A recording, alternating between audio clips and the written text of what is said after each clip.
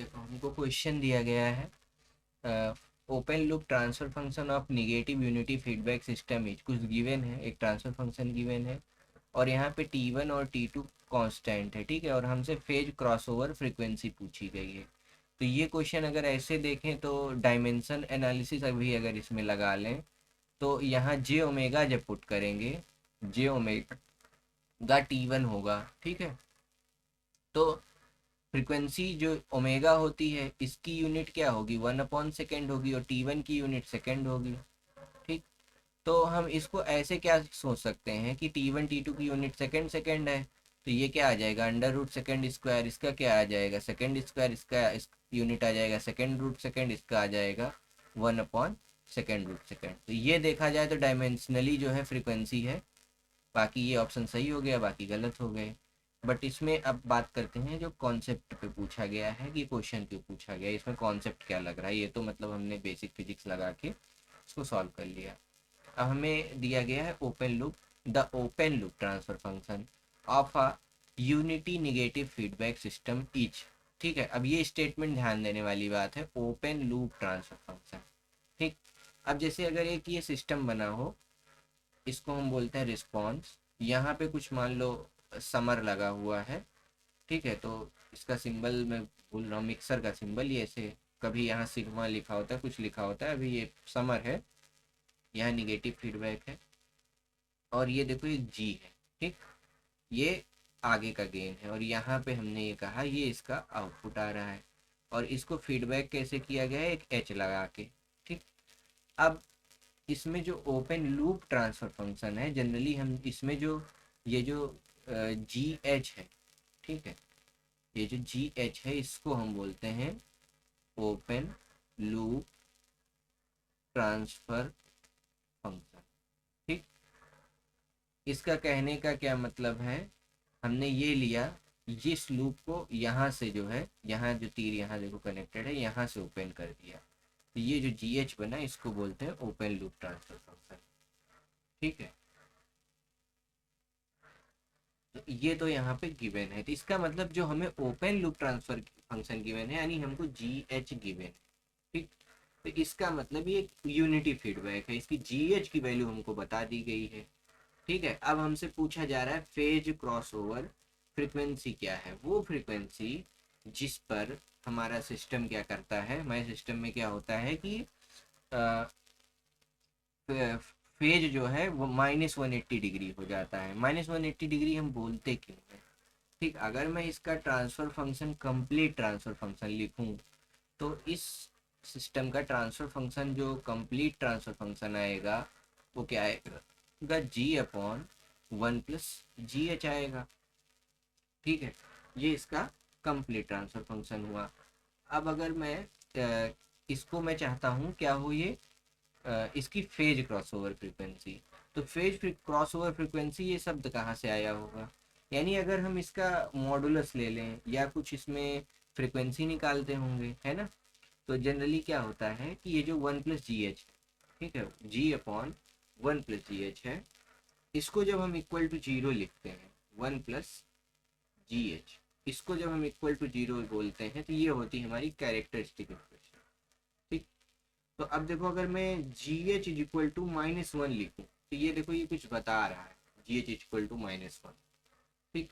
Analysis करते समय हम इसको यूज करते हैं। अब ये GH=-1 क्यों यूज कर रहे हैं, क्योंकि हमारा मतलब क्या होता है, किसी भी सिस्टम की स्टेबिलिटी डिसाइड करने के लिए हमें पोल से मतलब होता है, ठीक है। तो ये तो हमने कुछ कुछ ऐसे निकाल लिया कि GH=-1 होना चाहिए, ठीक। अब ये -1 क्या सिग्निफाई कर रहा है, तो अगर मैं इसको थोड़ा और डिटेल में बात करूं, GH=-1, अगर मैं इसका मॉडुलस लूँ तो यानी इसका जो मॉडुलस आना चाहिए वो 1 आना चाहिए, ठीक। अगर मैं इसका एंगल लूँ, GH=-1 का अगर मैं एंगल की बात करूँ, ठीक, तो ये जो एंगल है वो आना चाहिए -180 डिग्री। क्यों, क्योंकि कॉस ऑफ -180 डिग्री जो है क्या होता है, -1 होता है, या कॉस ऑफ 180 डिग्री आना चाहिए, ऐसा कुछ हम चाहते हैं, ठीक है। क्यों, क्योंकि अगर हम एंगल निकाल रहे होंगे तो हम क्या करेंगे, ई की पावर जे थीटा में लिखेंगे। और ई की पावर जे थीटा एक्सपेंड कैसे होता है, कॉस थीटा प्लस जे टाइम्स साइन थीटा, ऐसे एक्सपेंड हो जाता है। ठीक, अब ये कुछ बातें हमने ध्यान में रख ली कि जी एच इक्वल टू हमें ये एंगल 180 डिग्री चाहिए, ऐसा कुछ हमें चाहिए होगा। अब हम आते हैं अपने गिवन क्वेश्चन पे। तो गिवन ट्रांसफर फंक्शन हमको है कि G H is equal to, क्या गिवन है, मैं जी एच क्यों लिख रहा हूँ, क्योंकि इसने बोला है कि ओपन लूप ट्रांसफर फंक्शन है जिसका नाम जी है। ठीक है, इस जी एच का नाम इस क्वेश्चन में जी है। तो हमें साथ पेपर में क्या होता है, कभी कभी वेरिएबल के साथ खेला जाता है। ठीक है, तो जी एच दिया गया है, कह दिया जी एच का नाम जी है, ऐसे एज्यूम कर लो। ठीक है, 1 + s t1, और दूसरा क्या है 1 + s t2, 1 + s t2। ठीक है, अब हम चाहते हैं इसका एंगल निकालना, और एंगल निकालने के लिए तो हम कुछ यहाँ पे यूज करेंगे। ठीक है, तो देखो, अगर मैं इसका एंगल निकालना चाहूँ तो एंगल हम कैसे निकालते हैं। तो सबसे पहले अगर जी एच गिवन है इन एस डोमेन, तो हम एस बराबर जे ओमेगा रख लेते हैं। ठीक है, तो ये क्या होगा, के अपॉन जे ओमेगा, 1 + जे ओमेगा t1, 1 + जे ओमेगा t2, ये हो गया।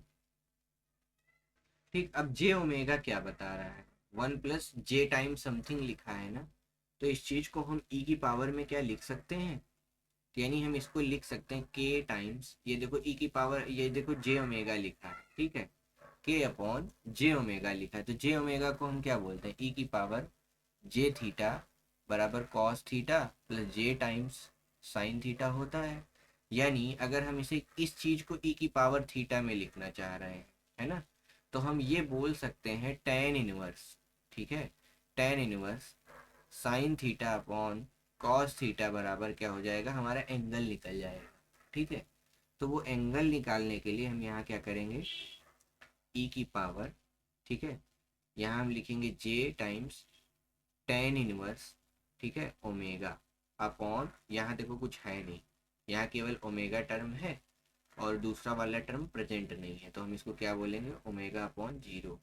ठीक है, अब ये देखो ई की पावर अगर अपॉन में है, ठीक है, यहाँ देखो जो पहला वाला टर्म जिसकी मैं बात कर रहा हूँ वो ये वाला टर्म। ठीक है, अब यहाँ देखो ये 1 अपॉन में है, तो ये क्या हो जाएगा, के अपॉन ई की power j times tan inverse omega upon 0। ये ऊपर जाएगा तो क्या हो जाएगा, ये -tan−1 ओमेगा हो जाएगा। इसे दूसरा टर्म क्या हो जाएगा, ई की power j times tan inverse omega t1 upon 1। ठीक है, फिर ऐसे ही इंटू ई की power j times tan inverse omega t2 upon 1।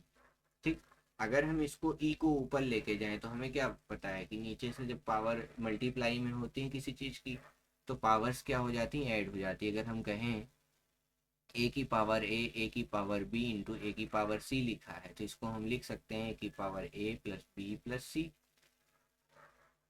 तो अब मैं उस लॉजिक से ई की पावर यहाँ पे ऐड होने वाली है। तो अगर मैं यहाँ अपने एंगल्स की सिर्फ बात कर लूँ, तो अभी मैं केवल थीटा की बात कर लूँ, तो देखो के टाइम्स ई की power J ten inverse omega by 0। ठीक है, यहाँ माइनस आ गया। ठीक, इंटू ई की power -j times tan inverse omega omega t1 into e की power -j times tan inverse omega t2। ठीक है, तो अगर मैं इस एंगल को लिखूं, यानी मैं टोटल एंगल थीटा बोलूं, अगर मैं इसे बोलूं के ई की पावर जे थीटा लिखा गया है। ठीक है, तो मैं थीटा एंगल की अगर बात करूं तो वो क्या होगा, वो होगा -tan−1 ओमेगा/0। ठीक है, -tan−1 omega t1 -tan−1 omega t2। ठीक, ये हम चाहते हैं, और हमें पता है tan−1 इन्फिनिटी क्या होता है, कि यहाँ देखो ओमेगा अपॉन 0 हो रहा है। तो अगर हम sine theta upon cos theta, ठीक है, इक्वल टू लिखें तो क्या होता है, टेन थीटा। ठीक है, हमें टेन इनवर्स इन्फिनिटी पूछा है, तो यानी ये वैल्यू क्या होनी चाहिए, इन्फिनिटी, यानी 1/0 होनी चाहिए। तो साइन देखो 90 पे 1 होता है, कॉस 90 पे 0 होता है। तो इस एंगल की वैल्यू क्या आ गई, -π/2 बोल दूँ, या फिर मैं इसको बोल सकता हूँ 180 -90 डिग्री, चलेगा। ठीक है, अब हमें ये क्या मिल गया, -tan−1 ω t1 -tan−1 ω t2।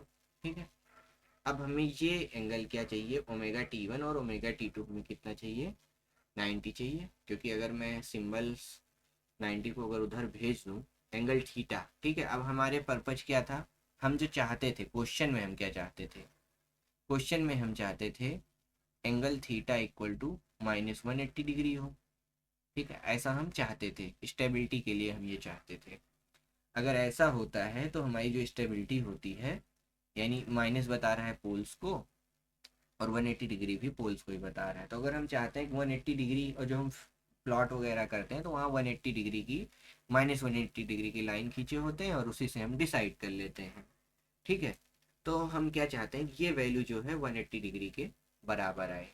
ठीक, तो हम इस चीज़ को लिख सकते हैं -90 tan−1 ω t1 tan−1 ω t2।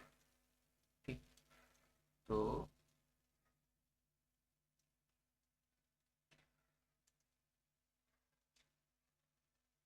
ये हो गया है। ठीक, अब ये 90 इधर आकर के 90 डिग्री हो जाएगा। अब ये दो tan इनवर्स बचे, tan−1 ω t1 plus tan−1 ω t2। अब tan इनवर्स का एक फॉर्मूला होता है, अगर tan−1 θ1 tan−1 θ2 लिखा हुआ है, तो हम उस चीज को लिख सकते हैं कि tan इनवर्स और अंदर के जो आर्गुमेंट होते हैं एक बार मल्टीप्लाई होते हैं फिर ऐड होते हैं, ऐसा कुछ होता है। ठीक है, अब ये सब तो हम कहानी करके कुछ कुछ करके पहुंच गए। अब हम यहाँ बात करते हैं क्या हमको ध्यान रखने वाली बात है। अब देखो ये tan इनवर्स कुछ कुछ लिखा है, तो यहाँ पे एक आइडेंटिटी लगने वाली है, tan inverse x plus tan inverse y equal to tan inverse x plus y upon 1 - x × y, ये होता है। ठीक है, तो इस चीज को अगर मैं बोलूँ तो इसको हम क्या लिख सकते हैं, इसको लिख सकते हैं, जो ये अपना tan इनवर्स है, तो 90 degree equal to 90 degree equal to tan inverse ω t1 plus ω t2 upon 1 - ω² और t2। अब tan इनवर्स को अगर हम उधर भेज, ठीक है, tan इनवर्स को अगर हम उधर भेजें, तो यहाँ पे मैं एक आइडेंटिटी यूज कर रहा हूँ कि tan inverse theta is equal to x लिखा है, तो theta is equal to, oh sorry, ये मैं एंगल नोटेशन कंफ्यूजन हो जाएगी, फॉर्मूला फिर से लिखता हूँ। tan inverse x is equal to theta अगर लिखा है, तो x is equal to tan theta होता है। बेसिक ट्रिग्नोमेट्री से हम जानते हैं, अगर इनवर्स वगैरह में कुछ लिखा हो तो ऐसे लिख सकते हैं। ठीक है, तो ये हो गया, तो हम इस tan को इधर भेज सकते हैं, तो ये क्या बन जाएगा, tan 90 degree is equal to ω t1 plus ω t2 upon 1 - ω² t1 और t2। tan 90 को हम क्या लिख सकते हैं, tan 90 को हम लिख सकते हैं sin 90 अपॉन cos 90। ठीक है, sin 90 degree upon cos 90 degree. ठीक, तो इसको हम क्या कह सकते हैं, sin 90 को 1 बोलते हैं, cos 90 को 0, 1/0 हो गया। तो देखा जाए नीचे इन्फिनिटी आता है, बट हम इसको 1/0 ही तो लिखेंगे, तभी तो इन्फिनिटी हो रहा है। तो ये जो इक्वेशन निकल के आई है, ω t1 plus ω t2 divided by 1 - ω²t1 × t2, ये 1/0 है। तो ये जो नीचे वाला टर्म है, अगर ये 0 हो जाए तभी इन्फिनिटी आ सकता है, तो हम इस चीज़ को लिखेंगे 1/ω²t1 × t2 इक्वल टू 0। तो यहाँ से आ गया ω²t1 t2 is equal to 1, ω² is equal to 1/t1 T1 into T2, तो omega is equal to 1/√T1 into T2। ये हो गया हमारा आंसर, ये हो गया आंसर इस प्रकार। अब हमें यहाँ समझना क्या था, फेज क्रॉसओवर फ्रीक्वेंसी यानी ओमेगा की वो value, omega is equal to omega P C, यानी वो वैल्यू जहाँ पे जो फेज है वो क्या हो, -180 डिग्री। तो हमें कभी भी क्वेश्चन दिया हो तो हमें -180 डिग्री फेज के लिए इसे सॉल्व करना होता है ऐसे।